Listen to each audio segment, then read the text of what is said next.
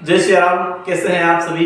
आप सभी को नववर्ष की अनंत शुभकामना के साथ कक्षा 10 के विद्यार्थियों के लिए एक बहुत ही महत्वपूर्ण प्रश्न आपके बीच में लेकर आया हूं मैं।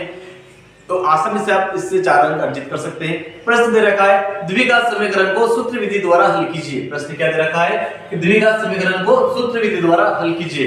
प्रश्न है x square minus 3x minus का 10 बराबर 10।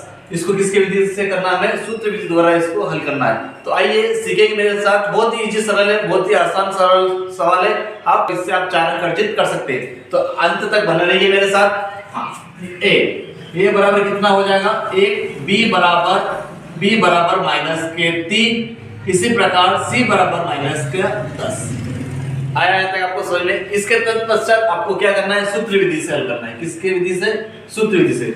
सूत्र क्या बनेगा? सूत्र याद करना। आपको वस्तुनिष्ठ परीक्षा में 1 नंबर पूछा जा सकता है कि श्रीधराचार्य विधि द्वारा श्रीधराचार्य का सूत्र बताइए। तो श्रीधराचार्य का सूत्र से हमें हल करना है। तो श्रीधराचार्य का सूत्र है x बराबर माइनस का b plus minus under root या करनी b की घात 2 माइनस 4ac या 4ac इस पूरे के बटे में 2a।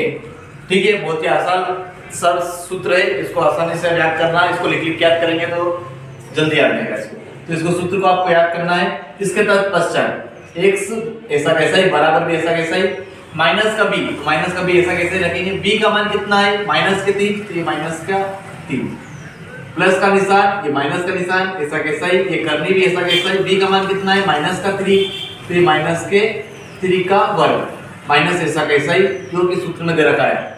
4 भी ऐसा कैसा है। इन दोनों के बीच में कौन सा निशान नहीं या चिन्ह नहीं, तो गुणा का चिन्ह। a की वैल्यू कितनी है? 1। इसी प्रकार c का मान कितना है? माइनस के 10। तो अंत तक बने रहिए हमारे साथ। ये 2 ऐसा कैसा ही, बीच में कौन सा निशान नहीं, तो गुणा का निशान। a की वैल्यू कितनी दे रखी है? 1 बराबर। ये माइनस में गुणा करेंगे तो प्लस का 3, ये प्लस ये माइनस ऐसा कैसा ही विद्यार्थियों। ये करनी भी ऐसा कैसा ही। अब करनी 3 का वर्ग, ये माइनस में वर्ग हो या प्लस में वर्ग हो, उसका उत्तर हमेशा किस में आएगा? प्लस में आएगा। तो -3 का वर्ग कितना हो जाएगा? 9। ये माइनस ऐसा कैसा ही। इसके बाद माइनस माइनस ये माइनस और माइनस क्या हो जाएगा? प्लस। 4 का गुणा 1 में करेंगे तो 4 और 4 का गुणा 10 में करेंगे तो 4 दाम 40। इसके बाद 2 का गुणा 1 में करेंगे तो 2 एकम 2। x बराबर 3 प्लस माइनस करनी ऐसा कैसा ही 9 और 40 बनके कितने बन जाएंगे? 49 बटे में 2। तो x बराबर 3 प्लस माइनस, अब इसका वर्गमूल निकालेंगे। इसका 49 का वर्गमूल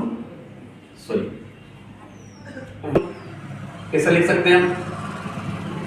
निकालने पर तो 49 का वर्गमूल कितना हो जाएगा? 7 बटे में 2। अब यहाँ पे 2 चिन्ह दे रखा है आपको, एक प्लस भी दे रखा है, एक माइनस भी दे रखा है। तो पहले हम किससे करेंगे? प्लस से कर सकते हैं या माइनस से भी कर सकते हैं, वो आपके ऊपर निर्भर है।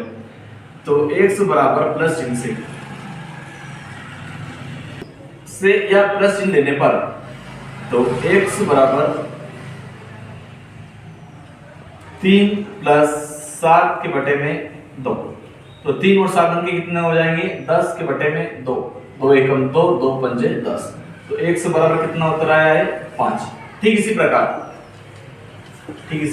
माइनस चिन्ह लेने से, माइनस चिन्ह से x बराबर 3 माइनस 7 के बटे में 2 बराबर। बड़ी संख्या माइनस की तो माइनस का उत्तर 7 में से 3 जाएंगे तो 4 बटे में 2। 2 एकम 2, 2 दूनी 4। तो x बराबर कितना आया है? माइनस के 2। अतः 2 मूल क्या प्राप्त हुए हमारे पास?